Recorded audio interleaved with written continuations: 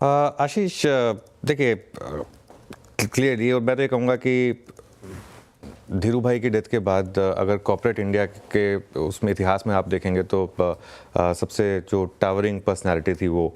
और आप कह रहे हैं कि बिल्कुल पूरा देश गम में था। मैं खुद कल पूरी रात नहीं सो पाया हूँ। आप ग्रुप पे देख ही रहे होंगे मैं किस तरीके से जब रात से मैसेज कर रहा था। कल लेट शाम को एक हिंट मिला था कि कुछ तो गड़बड़ है, तो हम थोड़ा सा उस हिसाब से तैयार थे कि कहीं कुछ ख़राब खबर आने की शायद तैयारी हो रही है, क्योंकि आई थिंक 2-3 दिन पहले भी जब न्यूज़ आई थी मंडे को तब हालांकि वो क्लैरिफिकेशन आया था, लेकिन कल एक हो गया था कि नहीं, थोड़ा मामला सीरियस है। एक चीज़ मैं कहूँगा, लेकिन रतन टाटा जी का जीवन और उनकी डेथ, ये एक अपने आप में लोगों के लिए एक एग्जाम्पल है। जो रतन टाटा ने कहा था कि जब मैं जाऊं तो मुझे याद रखा जाए। आप देखिए ना, आप मतलब आज राजकीय सम्मान के साथ उनका अंतिम संस्कार होगा। रतन, जो आपने बात कही थी ना, जो धर्मेंद्र सर ने ये ब्लॉग में लिखा था कि टाटा नैनो नहीं चली भली। मैं स्टूडियो में था जब टाटा नैनो लॉन्च हुई थी।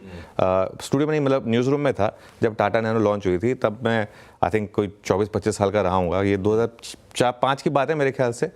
और रतन टाटा खुद उसको ड्राइव करके लाए थे लॉन्च करने के लिए। न्यूज़ रूम में ऐसा कोई इंसान नहीं था जिसके रोंगटे ना खड़े हुए हों। सब खड़े हो गए थे और सब तालियां बजा रहे थे। ऐसा नहीं है कि वो देख पा रहे थे, लेकिन सब तालियां बजा रहे थे। वो उस तरीके की इज्जत उन्होंने कमाई थी।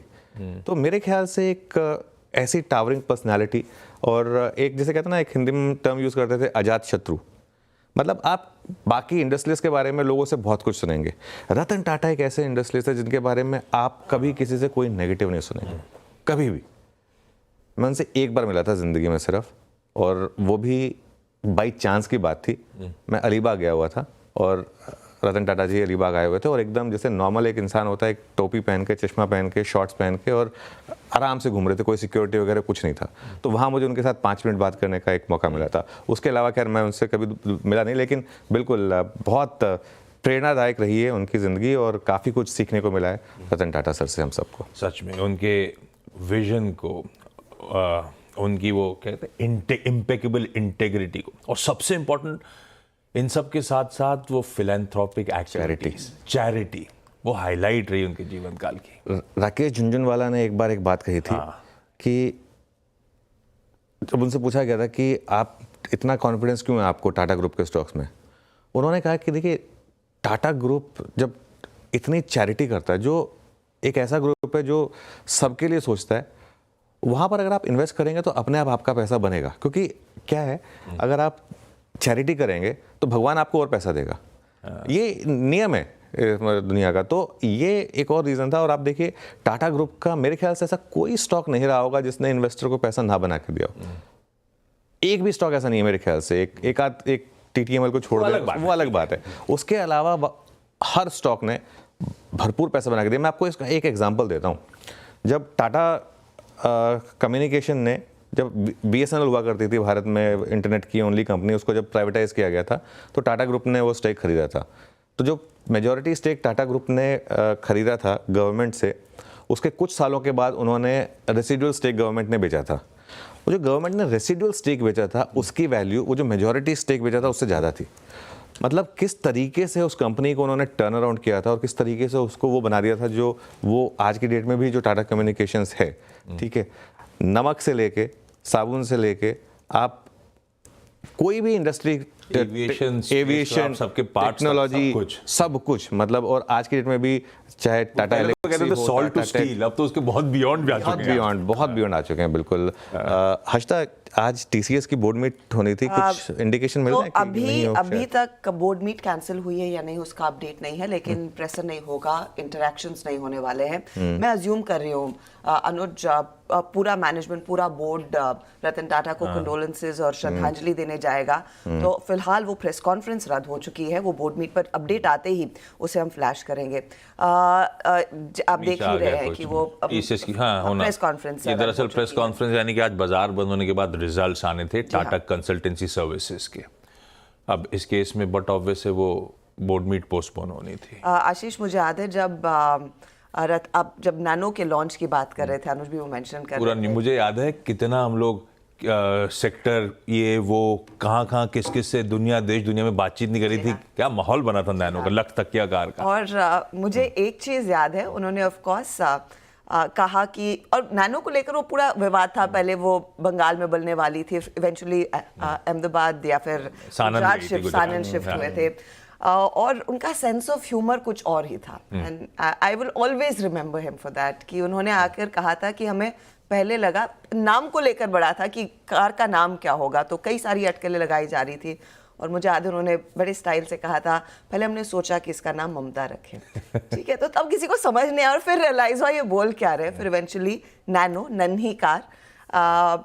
मेरी खुशकिस्मती है कि मैंने उनसे एक बार मुलाकात की थी, वो भी एक बहुत ही प्रोफेशनल सेटअप में। आई एम वेरी जेलस कि अनुज एक पर्सनल सेटअप में उनसे मुलाकात कर पाए, लेकिन इतने शालीन, इतने काम, मुझे नहीं लगता कि भारत में इस तरह का कभी भी कोई इंडस्ट्रियलिस्ट रहा हो। हम कहते थे कि इतने सीनियर है तो शायद वो अपने आप में ही आ जाता है, लेकिन मैं टाटा ग्रुप के कितने सारे सीईओ से जब भी बात करती हूँ, उन्होंने हमेशा से ये कहा है कि उन्होंने हर किसी को टाइम दिया है। अच्छा, अपने सीईओज को वो टाइम देंगे, लेकिन जिस तरह से रतन टाटा ने भारतीय स्टार्टअप्स और भारतीय स्टार्टअप रिटायरमेंट अभी भी इन्वेस्टमेंट्स करते थे, अभी भी मेंटर करते थे काफी एक्टिवली। और आज ऑफिस आते आते मुझे याद था कि कुणाल बहल जो यूनिकॉमर्स के सीईओ है, जिन्होंने स्नैपडील शुरू की थी, उनमें इन्होंने सबसे पहले इन्वेस्ट किया था। उनके साथ एक बहुत डिटेल चर्चा हुई थी, और तब उनसे पूछा गया था कि आप कैसे बेट लेते हैं, आपने इन कंपनियों में पैसे लगाना शुरू किए, तो उन्होंने कहा कि देखिए, मैं उन कंपनियों पर दाव लगा रहा हूं जो रोजमर्रा की चीजें बस एक मोबाइल फोन के जरिए कर रहे हैं। बहुत ही सिंपल सा एक्सप्लेनेशन था, विजन तो उनका था ही, लेकिन उन्होंने कहा कि जिस तरह से वर्चुअल दुनिया सबको एक साथ एक ही मोबाइल के जरिए जोड़ने वाली है, वो एक बहुत बड़ी चीज है। और उस समय एक बड़े इंडस्ट्रियलिस्ट को ये कॉल लेना मेरे ख्याल में एक बहुत बड़ी और बहुत ही विजनरी चीज। मेरे तो दिमाग में, आपने जब से नैनो और रतन टाटा चला के लाए थे, तब से अब वही एक बार लेकर आइएगा, अगर दिखेगा तो खींच के लाइएगा, वो उसी के साथ शो की जब आगे समाप्ति करेंगे, उसी इमेजेस के साथ। पर आप लोग क्योंकि नैनो की बात कर रहे थे, वीरू भी बैठे हो, आप कुछ कहना चाहते हो? नहीं, बिल्कुल वीरू को भी जोड़ लेते हैं। बिल्कुल, ये जो नैनो कार है ना, ये जब लॉन्च हुई थी, मुझे याद है इसके बाद ये पूरी CNN वगैरह जो वर्ल्ड वाइड, वहां पर भी ये पूरा डिस्कशन हुआ था, और बहुत लोगों ने कहा था कि आ गई ये, हाँ, ये देखिए खुद चला के लाए थे, मुझे याद अच्छे से, और हम सब ने उठ के तालियां बजाई थी, ये वो वाला मोमेंट था, गूज़बम्प मोमेंट्स थे एक्चुअली। इससे याद आया मुझे, वीरू बहुत अच्छा ऑटो को ट्रैक भी करते हैं, क्योंकि नैनो की बात छिड़ी, एक बहुत इंटरेस्टिंग स्टोरी है। 1998 में, मेरे ख्याल से वही समय था, इंडिका लॉन्च हुई थी, आपको याद हो? और ये पहली देश में इंडिजिनस मैन्युफैक्चर्ड गाड़ी, पर चल नहीं पाई थी उस समय। काफी चली थी, बाद में उसके बाद में पिकअप हुई।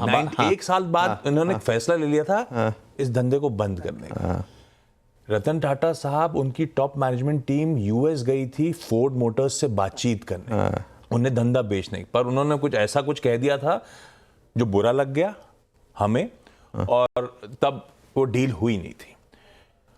और 2008 के वो फाइनेंशियल मिलडाउन का समय है, जब हमने फोर्ड मोटर्स को बेल आउट करा था। हमने मतलब टाटा मोटर्स ने बेल आउट करा था जैगुआर लैंड रोवर, उनसे $2.5 बिलियन में खरीदी थी। तो उनका असल में कहना था कि तुम लोग इस तरह का धंधा करते क्यों, हम तुम पे फेवर कर रहे हैं तुमसे ये मोटर्स का धंधा खरीद के। और तब देखिए, और 2008 में कैसे 10 साल में तस्वीर बदल के दिखा दी थी रतन टाटा साहब ने। और आज JLR दुनिया की one of the fastest growing auto companies में से एक है। Veeru, good morning.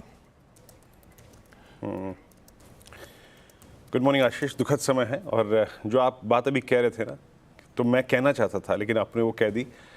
रतन टाटा की जब कहीं पढ़ें उनके बारे में, आप उनकी जीवनी पढ़ें और उनके पूरे कार्यकाल को पढ़ें, तो उसमें पहली बात लिखी आती थी कि मैं फैसले पहले लेता हूं और उन्हें सही साबित बाद में करता हूं। जो आपने भी बात कही ना कि फोर्ड को वो बेचने गए, उसके बाद अल्टीमेटली हमने उनको बेल आउट किया, ये सही साबित होती है। मैंने टाटा नैनो चलाई थी पहली बार 2015 में, और मुझे लगता है कि जो आप अनुज जिस विजुअल्स की बात कर रहे थे ना, कि जब वो नैनो को ड्राइव करके आए थे पहली बार, उससे भी प्रभावशाली एक विजुअल्स थे, उनकी सादगी को जो बयां करते हैं, जब वो ताज के सामने आए थे ताज पे आए थे नैनो में बैठ के। वो विजुअल्स दिल को छू जाते हैं, उनकी सादगी बयां करते हैं। और रही बात कि टेक्नोलॉजी को ताजमहल और होटल है लग्जरी नैनो को से। एक कॉमन मैन तक के वो कैसे पहुंचाया। हाँ, और मैं बताऊं, आज आप बैठिए आशीष, आप अगर गाड़ी में बैठेंगे टाटा की, आप टाटा सफारी में बैठेंगे या फिर उसमें आपको जो इंस्ट्रूमेंट पैनल दिखाई देगा या फिर जो सारा का सारा अंदर का अगर आप देखें सामान है, वो आपको जैगुआर लैंड रोवर की एक छाप देगा उसमें। तो टेक्नोलॉजी को और लग्जरी को कॉमन मैन के लिए लेके आने की जो उनकी कवायद थी ना, वो मेरे ख्याल से जब आप टाटा सफारी में आज बैठेंगे वो आपको नज़र आएगी। हमको सबको नैनो याद होती है, लेकिन वाकई टेक्नोलॉजी को लोअर लेवल तक लाने के लिए उनका बड़ा योगदान था। आप बैठिएगा सफारी में, आपको पता चलेगा उसके इंस्ट्रूमेंट पैनल, उसके गियर शिफ्टर्स, उसके हैंड ब्रेक्स, वो दिखाई देंगे आपको। बिल्कुल। अच्छा, सुबह 10:30 बजे से NCPA लॉन्च में अंतिम दर्शन है रतन टाटा सर के। ये बार बताया था 4 बजे तक वो रहेगा, उनका पार्थिव शरीर वहाँ रखा जाएगा। एंड आई एम श्योर कि काफ़ी भीड़ होगी वहाँ पर। मुंबई का वो टेररिस्ट अटैक आई थिंक हम सबको याद है, क्योंकि उसने हम सबको अंदर से झकझोर दिया था। और वहाँ पर उसके बाद रतन टाटा जी हर इंजर्ड को पर्सनली जाकर मिले थे, और जिन लोगों की भी वहाँ पर अनफॉर्चुनेट डेथ हुई थी उन सब की फाइनेंशियल हेल्प की थी रतन टाटा जी ने। तो ये एक और आपको उनकी पर्सनालिटी के बारे में बताता है। देखिए, कुछ तो रीज़न रहा होगा कि रात से हम, मतलब एक ऐसा लग रहा है कि ऑलमोस्ट पूरा वर्ल्ड ठहर गया है, हम कुछ और डिस्कस ही नहीं कर रहे हैं। और डिस्कस नहीं करना छोड़िए, कल रात से आई एम श्योर हम में से किसी ने ना ग्लोबल मार्केट देखा, ना कुछ देखा कि गिफ्ट निफ्टी कहाँ है, ना कुछ देखा, तक नहीं बनी, कुछ नहीं किया हमने। मतलब हम सोच ही नहीं पा रहे हैं, हम आई थिंक इससे आगे बढ़ ही नहीं पा रहे हैं। ये उनकी पर्सनैलिटी को बता रहा है कि किस तरीके की उनकी पर्सनैलिटी थी। ऑलमोस्ट लाइक वर्ल्ड रुक गया इस समय कुछ देर के लिए, और अब तक समझ नहीं आ रहा है कि आगे करना क्या है इसमें। गजब।